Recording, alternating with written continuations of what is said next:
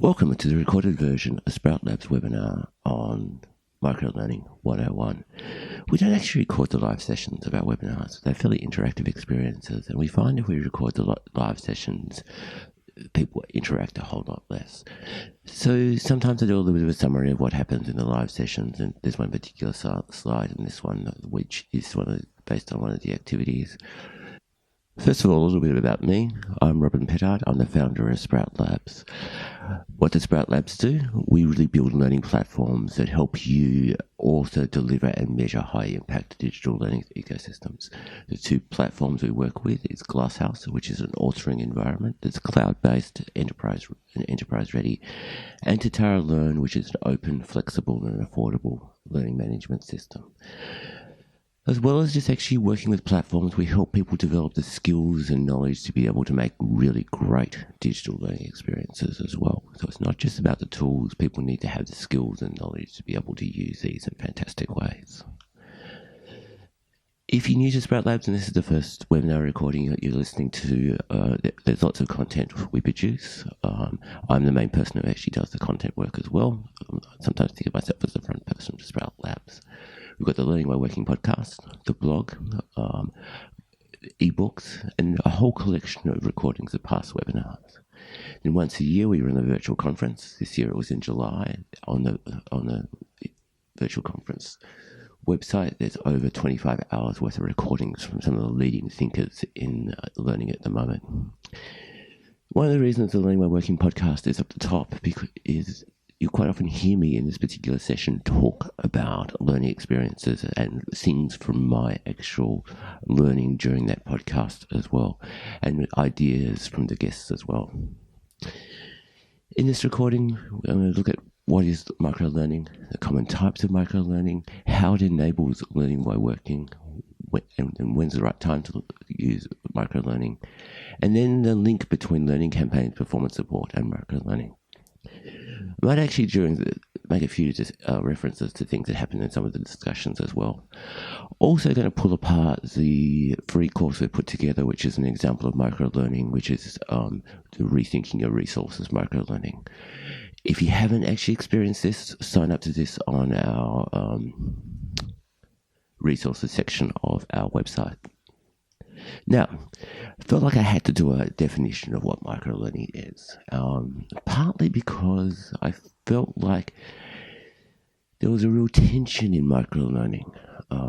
People tried to define it based on how much time it took, and I actually went, well, actually microlearning is about small components, and those small components really depend on the context of how your people are learning about what is the right size for microlearning.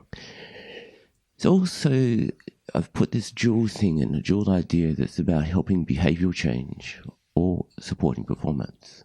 A lot of what people talk about with microlearning and what is actually quite often great microlearning is actually what I'm calling micro-resources. The bits of information that people can access just in time while working.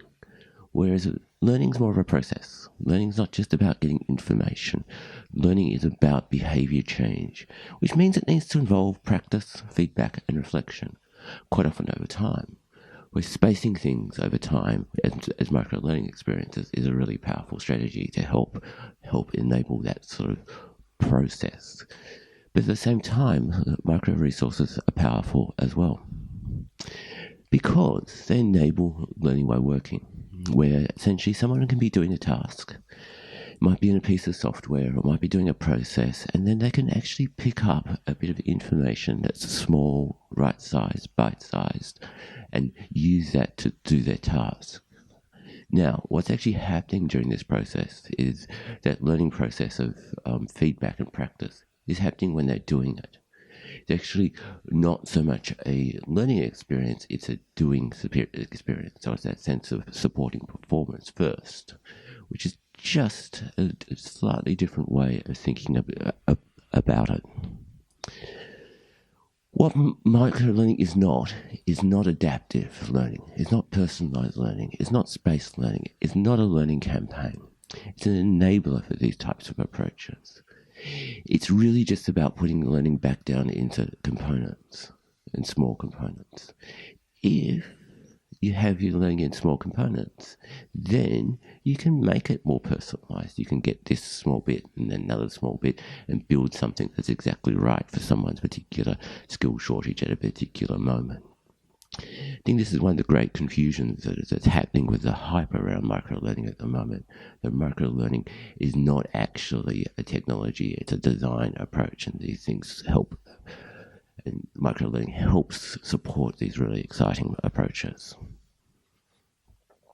One of the things I'm sort of talking about here is that microlearning can rapidly reorganize your learning experiences. So both from a learning design point of view, you might have a series of assets that you can reorganize into a different way, or you might actually have a series of assets that you reorganize for different ways, for different people in the organization or for different types of audience as well. This sort of component-based way of thinking really enables this sort of different way of going about things in terms of designing experiences. Now, drivers for microlearning.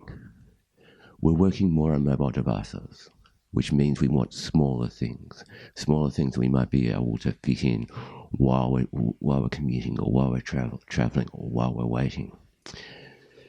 We want to develop expertise faster. So the notion of actually having smaller bits of things means you can develop knowledge and expertise faster is really attractive. And we're distracted. I'll talk a bit more about this as well. I think the other really fascinating and fantastic driver is microlearning means your L&D team can be more agile. If you're breaking down things into smaller chunks of work and building smaller things, it means you don't have these sort of monolithic build projects around things. You're actually in this process where you're building something, getting it out, working it in an iterative way, experimenting quickly, which is one of those huge drivers for what agile practices are.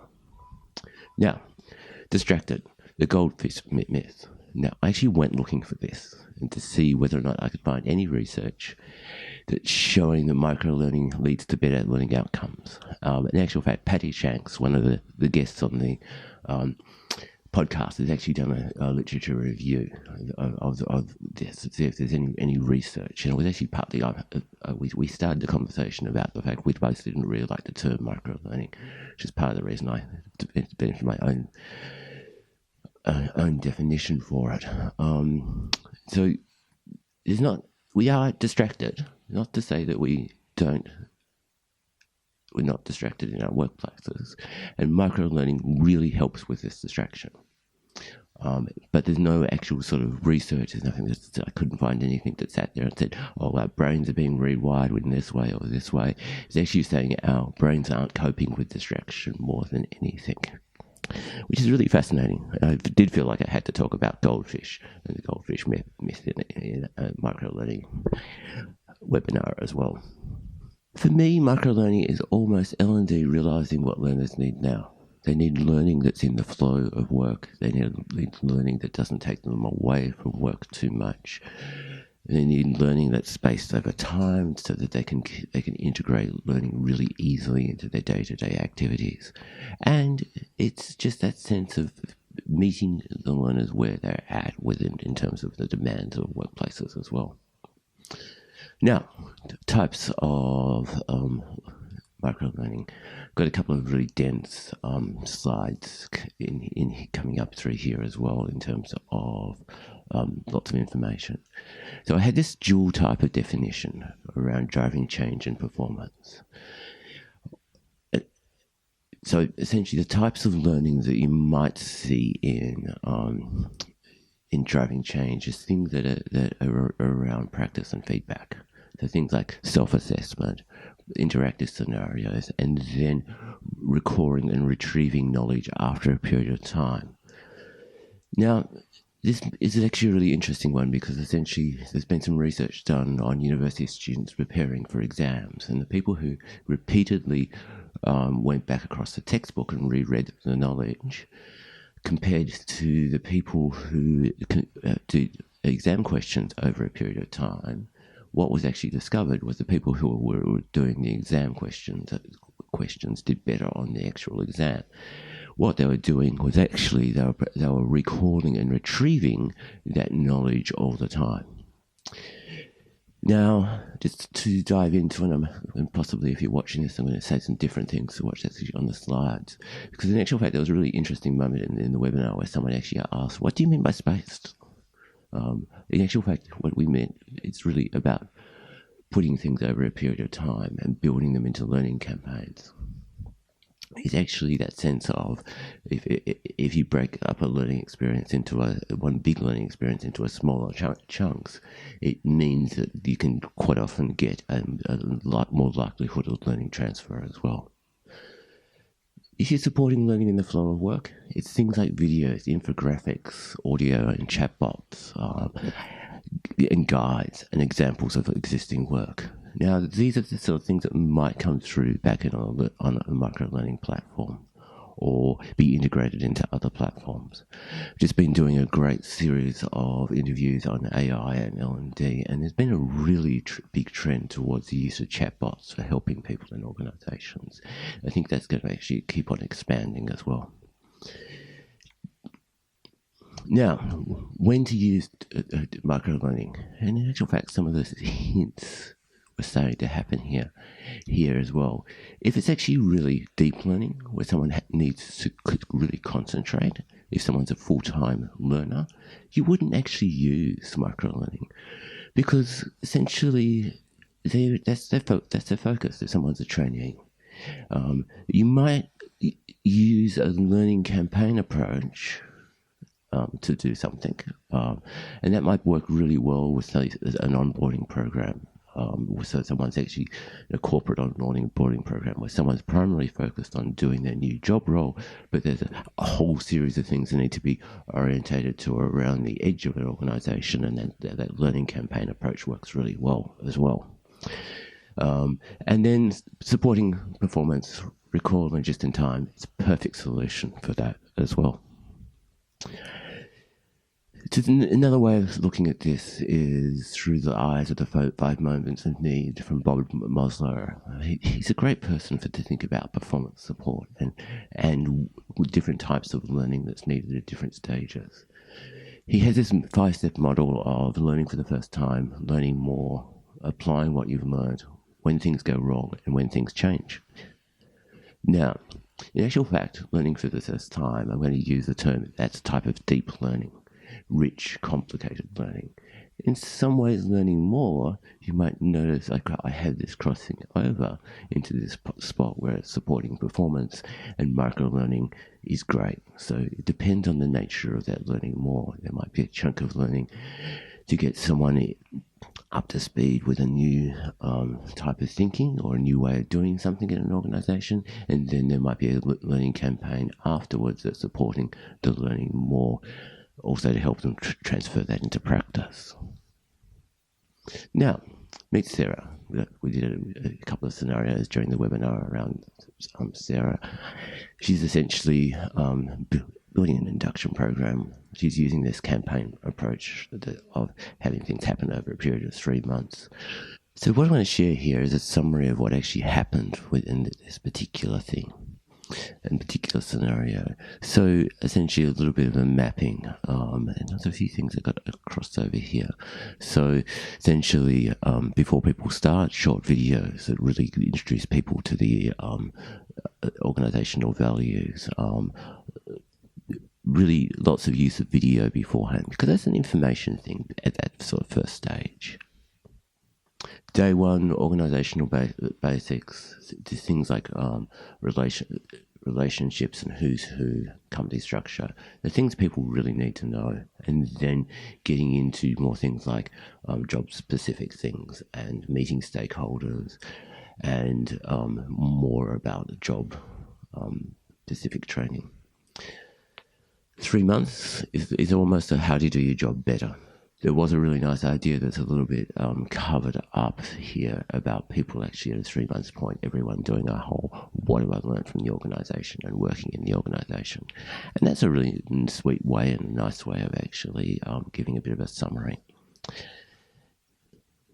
Now, I want to dive into the Rethinking Your Resources micro course to pull it apart a little bit in terms of what my thinking around some of it was when I was designing it with the team. Essentially, the first activity is about doing a self-assessment. It's using a simple multiple choice question to really activate where you're at and what you might need to do. The multiple choice question doesn't actually have any right or wrong answers, but it's just a sort of process of, I think about it as self-assessment, activating why this is maybe important. Then the next stage is about other possibilities for your resources. And we've tried to make this as visual as possible so that you get this as quickly into your mind as possible. Also here at this point, that there was an option to be able to dig into more information. Now, what's really interesting about that is about 10% of people started to do that digging for more information, where they had the micro-learning experience and then went, actually, maybe I do want to explore some of these ideas more and I have some more time. Then there was a simple practice scenario. So essentially we've got the self-assessment, a bit of information and resources, and then to try to apply that as well. Last but not least, there was a plan for action. Now, in actual fact, in the perfect world, this plan for action would actually have some accountabilities built into it as well. But, I mean, everyone who was turning up to the webinar was signed up to this as an automatic thing. So I didn't really feel like I could make you accountable for something you didn't actually choose to do. So it would be great if that plan was then feeding back into something that was then helping you actually step forward and make those possibilities. It is sort of important if people at least make the plan and make that comment on and think through of, yes, I might do something different in the future. It's more likely to actually lead to a behavioural outcome in the long run. Now, crash course in instructional design for microlearning. Make it visual. Our brain perceives visual things so quickly. This is also one reason why video works so well for microlearning. Really cut it down to fewer words. Quite often when I'm editing, writing, and thinking through learning experiences, I think about it as how can I do this in 7 words or less. It doesn't have to be a resource. You can make it active. Hopefully the micro-learning experience around rethinking your resources is really actually a demonstration of making something a bit more active. Now, I think I sort of hinted at this at the beginning. Microlearning is a design approach. It's not a piece of technology. What actually has happened is there's now a range of content platforms that call themselves microlearning. Quite often these platforms are video-based platforms, and what actually happened and always been the case that you can actually access smaller components of the videos just in time, and that's a really powerful thing. In itself, but essentially microlearning is a design approach. It's not a piece of technology. It does actually, and I talked about this before, enable things like spaced learning and learning campaigns. At that stage, if you're doing something like spaced learning, you might need a platform. So in actual fact, this is one of the reasons why we have been interested in microlearning, is our authoring platform, which we can also do delivery from. Glasshouse supports building spaced learning. You can do things like send email notifications back out to people and also mobile notifications. If you want to check out Glasshouse, you can go to getglasshouse.com.au and sign up to be part of the early adopters for that.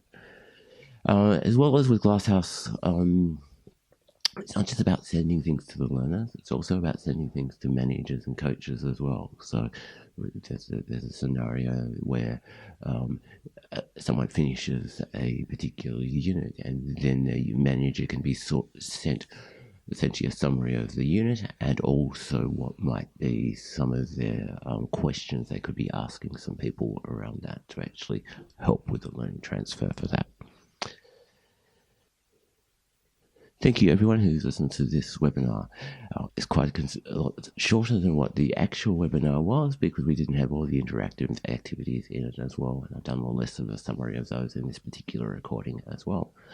Again, thank you for listening to this.